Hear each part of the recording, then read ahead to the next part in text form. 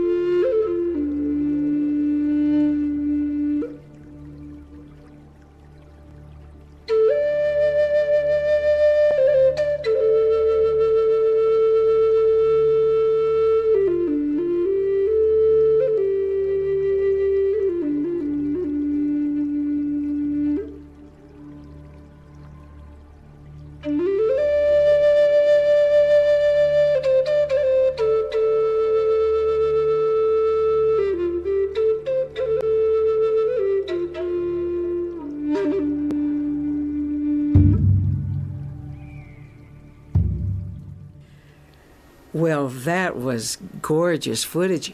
You get to work there every day. It's one of my favorite sites in New Mexico. It's so beautiful. Tell me about the Coronado Historic Site. You're right, it is a very beautiful place to work, and we're fortunate to have a $1 million view every day. So Coronado Historic Site has a very deep history here in New Mexico, rich in prehistory and in history. And so the history begins about 2,000 years ago. On our property, we have evidence of structures that were built about 2,000 years ago, Pit House Village. Wow. And then it was occupied by, what's the name of the village or pueblo? So when you visit Coronado Historic Site today, you tour the village of Kuaua. And Kuaua is a Tiwa word that means evergreen. So it's the Evergreen Pueblo. And, of course, through the waves of history, it was, of course, its own pueblo. Then it was a trading center. We'll look at some of those pieces. And then the Spanish came. So you have 2,000 years, as you say, of history. Absolutely, yes. But we're celebrating something now, which is, well, let's say, when you were the first state monument. Coronado was our first state monument set up in 1940, but why was that date important? What was that date honoring? We're celebrating our 75th anniversary of being open to the public, and in 1940, that was the 400th anniversary of Coronado arriving into the Southwest. And so everybody in the Southwest and in the states that Coronado passed through wanted to create a very big celebration in order to commemorate his journey and his expedition. And so New Mexico wanted to top everyone. And so with the help of Dr. Edgar Lee Hewitt, they thought that they had identified the village where Coronado stayed during the winters of 1540 and 41. And so with the help of the state legislature, they created the first state monument. Actually was declared a state monument in 1935.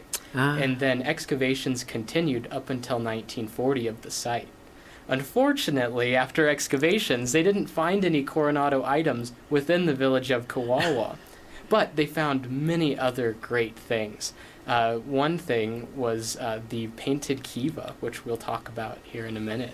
Yeah, let's, while we're in this time zone, and imagine that the era is like 1540 to 1940, 400 years. And you are able to show us some of the photographs from the 1940s. We'll start with one. Show us that beautiful black and white picture. And then as we speak, we'll be showing some of the other pictures. This is a photograph from 1940, and this is the recreation of Kuaua Pueblo. So after it was excavated in the 1930s, they filled it back in with dirt in order to preserve it, and then recreated the walls on top of the originals. Well, so some of these pictures, let's just look at them. There's a photograph of the actual inaugural day, and it shows the people, the audience, some in chairs, but some of them sitting on those walls. Were those the old adobe walls, or were those the restored, stronger ones? The image with the people sitting on the walls, those are the restored walls, the reconstructed walls. Oh, good. We would be very worried if they were sitting on the originals. Yes, yes. And so we have a couple of aerial shots that show the view of the whole pueblo, and then talk about when was the John Gamim Visitor Center built. There's some great aerial photographs that show exactly how large the reconstruction was. So the creation of Coronado State Monument was a huge undertaking. Not only did they excavate 1,200 rooms of this village, but they also filled that back in with dirt and then recreated 900 of those rooms with adobe walls. And so in preparation for this 1940 celebration, the Coronado Quadricentennial, they also constructed a visitor center, and they requested the help of John Gamim. One of New Mexico's most famous, magnificent architects. Absolutely, he helped he helped make popular the Pueblo Revival style. He's done notable buildings such as the Zimmerman Library and also the facade on the Palace of the Governors. And so he created a beautiful visitor center at our site. When you approach the visitor center, you actually approach it from the side.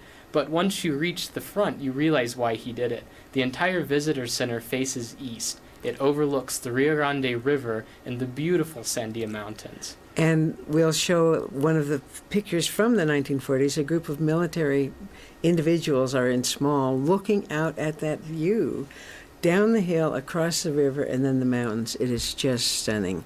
But one of the events, let's talk about the painted kivas now, because we're going to show a series of black and white pictures also. So how did they decide to remove them? They found that there were 85 layers of painted walls inside this ancient kiva. As I said earlier, they were looking for Coronado artifacts, and after a few years of excavation, they were very disappointed they hadn't found any. But in 1935, there was a WPA worker scooping dirt on the surface into a wheelbarrow. And so these WPA workers, they weren't trained archaeologists. They were masons or carpenters. They had specific trades. So they were being observed and monitored by archaeology graduate students from the University of New Mexico. And so as this worker was scooping dirt into his wheelbarrow, the graduate student noticed that there were some fragments of plaster with paintings on them. And so he quickly threw the worker aside, took his tools, and began digging straight down in that spot. And so what he uncovered were the walls of a kiva. And so for those of our viewers that don't know, kivas are typically underground ceremonial rooms in Pueblo villages. And so through amazing archaeological techniques, they were able to remove some of the walls and take them to the Maxwell Museum at UNM. Absolutely, yes. But let's talk about we have some pictures of the truck that was taking this wall and had to be counterbalanced by people sitting on the front of the truck holding sandbags so it wouldn't tip over backward, and then drive slowly over those bouncy dirt roads to get this priceless piece of art to the museum. Yes, definitely. So after they excavated the kiva, it turned out that the walls were blank. There were no paintings on them at first. And so they were very confused. But the archaeologist realized that there might be layers in these walls. So he began to scrape at them. And the first thing he uncovered was actually a hand reaching out from behind the layer. Reaching from the past. Yes, I love that. Yeah. And so they quickly exposed the first layer of paintings. And in being caught up in the paintings, they didn't realize that the walls were starting to separate from the dirt behind them and actually starting to fall down. And so they had to make a quick decision to whether they were going to rebury the structure or if they were going to attempt to remove these walls and study them some more. So the archaeologist who was in charge of this area, his background was actually in paleontology. So he treated these walls just like dinosaur bones. And they wrapped them in white plaster and put a wood frame. Then he took a saw and he's cut down the corners of the walls. And so in the murals today that you can see in the museum, you can actually see some of these cut marks that they made in the 30s. But anyways, after they plastered these walls, they hoisted them out of the ground and loaded them on a 1930s flatbed truck. And so when they put the last wall segment on the truck, the front end came off of the ground. It was too heavy. So as you said earlier, they didn't have much to put on the hood besides graduate students. So everyone loaded up on the hood, and they progressed into Albuquerque across a very rickety wooden bridge, the remnants of which are still on site, and then down to the University of New Mexico, where they processed these walls. And we would love to show our audience some of the images, but out of cultural sensitivity, because the descendants of these people of Kuaua Village are still living in the area, and these are sacred items to them. People who want to see them, since we can't show a representation, but where would someone go to see these? We're very fortunate. We have permission to have these on display to the public. So you can see a selection of these original murals at the Coronado Historic Site inside the John Gaumeme Visitor Center. You can also climb down inside of the kiva, which was reconstructed in 1938 with a layer of images painted on the inside by a native artist. Can you show that kiva ladder? This is one of my favorite photographs. I know we were going to save it to later, but it's just so beautiful. The spirit of this place, it is so extraordinary. That is the ladder going into the square kiva, right? Yes, so this is the painted kiva, and this has become very iconic, and this is the symbol of Coronado Historic Site. Yes. This ladder resonates our mission, and so we try to preserve the history here. Well, you're doing a wonderful job now. Let's just, we're speaking today with Ethan Ortega, who is a historic ranger at the Coronado Historic Site. So we've talked about how this was established, they celebrated that 400 years of Coronado, and then your site was opened up in 1940 as the first state monument. Now it's a historic site. So now we're coming up to the present. It's been 75 years since you, as a monument and a site, have been open. So what are you going to do to celebrate? So we're planning a very big celebration, and actually we have some great events planned for the next few months, and they will extend throughout the year. And so on May 30th, we're celebrating the 75th anniversary with historical reenactments. And so at our other events that we do throughout the year, we celebrate Pueblo culture and Spanish culture. But for this special birthday or anniversary, we are reenacting the archaeologists that excavated our site. So when visitors come, they'll be able to take a guided tour from the archaeologists that excavated the site in the 1930s, and you'll get to experience what it would have been like. There will be period cars, Model Ts and Model As, parked throughout the site with boxes marked artifacts and tools and sifters and everything like that. Well, and I just want to show. We'll show this again at the end. Okay. But this is the poster for the weekend event that you're doing. I mean, isn't that wonderful? We'll look again at it toward the end, but it just is so charming. So people will come. You have brought today a few of the artifacts that have been unearthed there. Can you show us a few of them, and we'll insert close-ups later. Okay. This is pottery from what era? I brought a selection of pottery here, and it's from between 500 and 700 years old. The Pueblo IV period here in New Mexico. And so that's from about 1300 till about 1600. And so as you walk around the site today, you'll see millions of artifacts on the surface. And so we have these for our teaching collection. We take them to schools and to share with visitors. But for the rest of the time, we leave these artifacts in place where they've been found on the ground. And so we have lots of complete pots that were excavated from our site as well. We house almost 300 complete vessels in various curation facilities here in New Mexico. And we actually house a few of those in our museum, our brand new renovated museum in the John Gaumeme Visitor Center. Now, also in that museum, you have an area where you can show and tell and touch things. Absolutely. And so just show us quickly, this is some items to show how they lived back then. What did they use to stay warm? Okay. So our goal is to really make the history come alive. And so you see this a lot in New Mexico museums, and most people think it's porcupine or bear or something like that. But this is actually a fragment of a turkey feather blanket.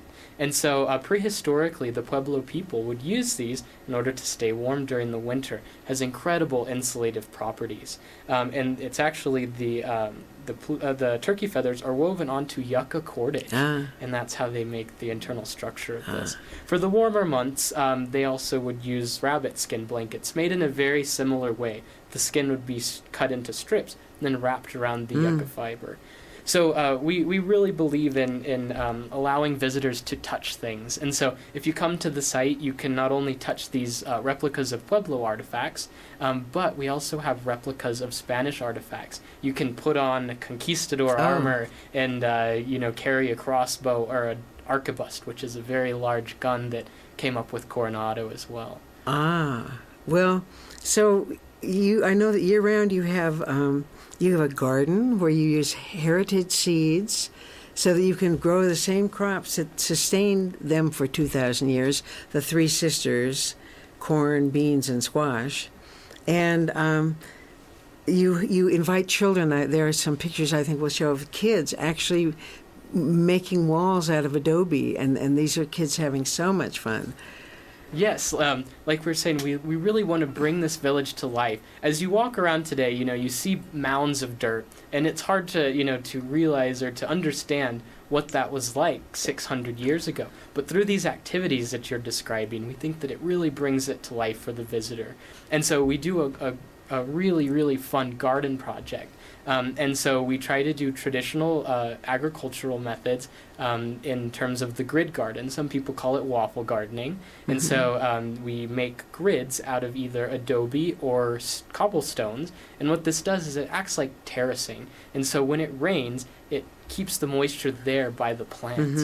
And so as you said, we grow the three sisters, which is corn, beans, and squash. We also grow many other varieties of plants. This year we're growing 30 varieties of heirloom seeds in our gardens. And they're all from local villages and pueblos, including Jemez, Sandia, Isleta, Santa Ana, and San Felipe.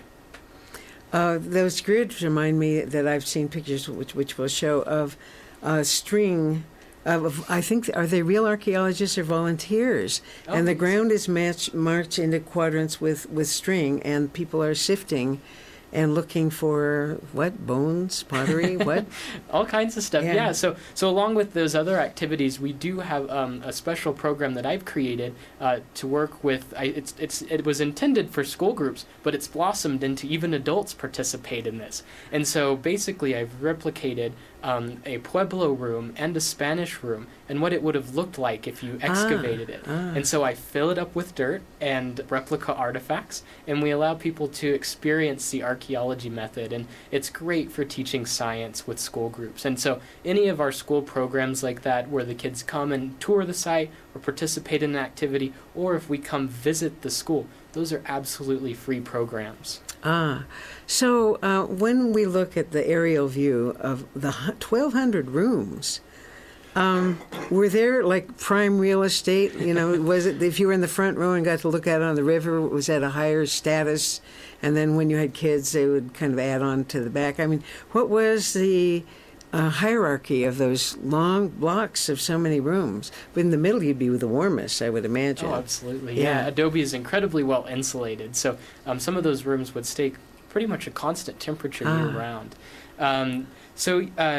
Like I said, our site was excavated in the 30s, and when you excavate very carefully today, sometimes you can discern hierarchies in different areas of the site. Unfortunately, they were excavating with large shovels in the 1930s, so they didn't do quite as detailed of note-taking as we would today. But in general, we believe that the Pueblo started in the south.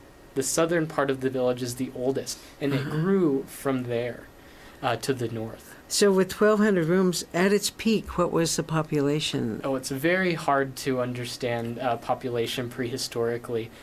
Some conservative estimates range from a few hundred people at any given time up to under 1,000. So it's a very large estimate, wide range estimate. And there's really no way to tell. No. Yeah. No.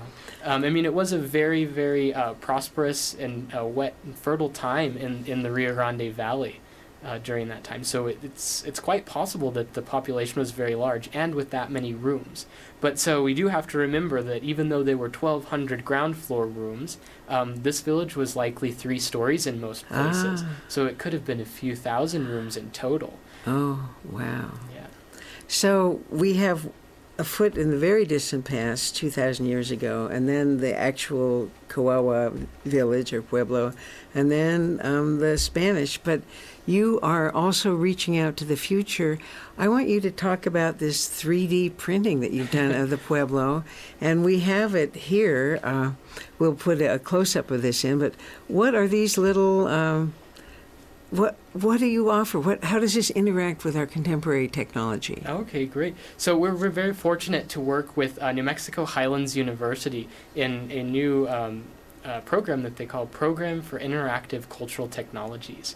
And so it's a program where they implement modern science and technologies into interpreting our past. And this is one of the only programs like this that exists in the nation today. Now is it a subset of AmeriCorps? They work with AmeriCorps, and so many of their students go on and they continue with us as AmeriCorps interns. And so this is the only program through AmeriCorps that involves culture and technology integrated into one, and that's blossoming here in New Mexico. So say I take one of these little replicas of the site and put it on a tablet. I open up the software from Highlands, and I put this on the tablet? Yes. So we have a new interactive display, and so what they did was they took the excavation maps from our site, and they created a 3D model of what the village might have looked like. And after they did that, they 3D printed it, and now they've programmed an iPad so that when you place this on the screen of the iPad, it interacts and it tells you more information about our village, and also people and crops grow around the village as you place them on the screen. Oh my goodness. So it gives you an idea of what it might have been like. I am going to go home and do that. I'm going to be borrowing one of these. I think that's phenomenal. So let's look to the immediate future, because it's not Memorial Day weekend, it's the weekend after, Yes. the 30th of May.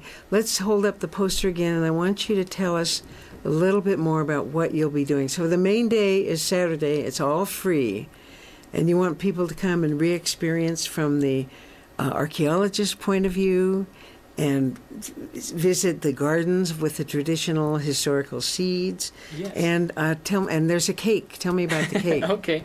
So our theme has become Rediscover Coronado Historic Sites. So we've been open for 75 years, and it's morphed and changed throughout those generations. And so we're celebrating quite a few things, not only all the preservation that's happened over the last 75 years, but also our history. And we're fortunate enough to have a brand new museum exhibit to show off to the public.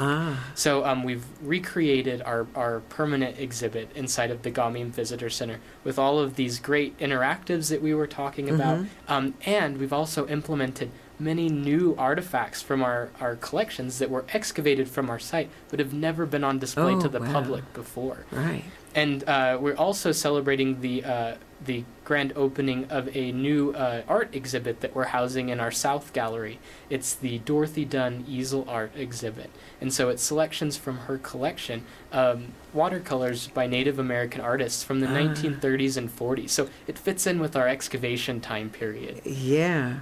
And so, as you mentioned, we're having a cake.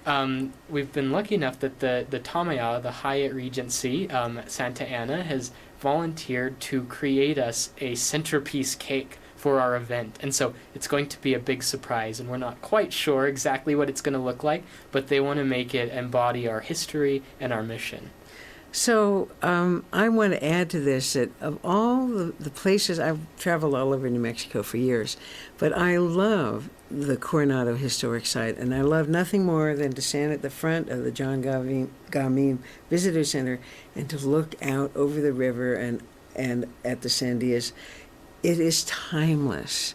And now to have all these wonderful exhibits and activities going along. Now, it's not just also, you're going to continue on through the summer with special things about Pueblo animals and plants. And what are some of the other workshops you'll be doing?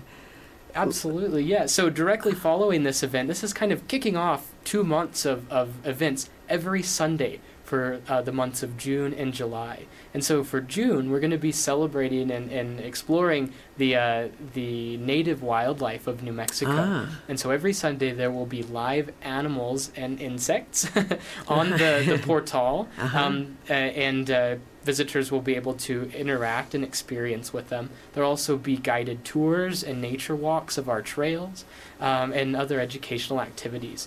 Then during the month of July, we're going to have some programs that also explore Native American culture and technologies.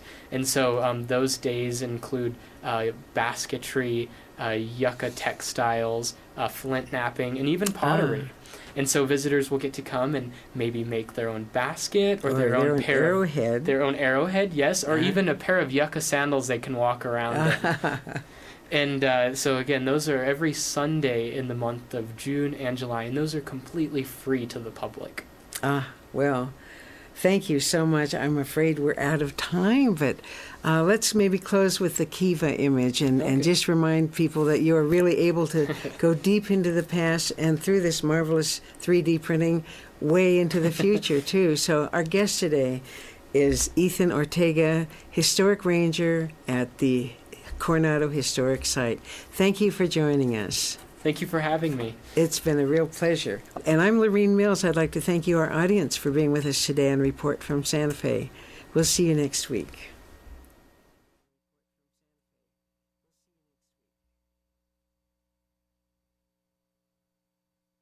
Past archival programs of Report from Santa Fe are available at the website reportfromsantafe.com. If you have questions or comments, please email info@reportfromsantafe.com. Report from Santa Fe is made possible in part by grants from the members of the National Education Association of New Mexico, an organization of professionals who believe that investing in public education is an investment in our state's economic future, and by a grant from the Healy Foundation, Taos, New Mexico.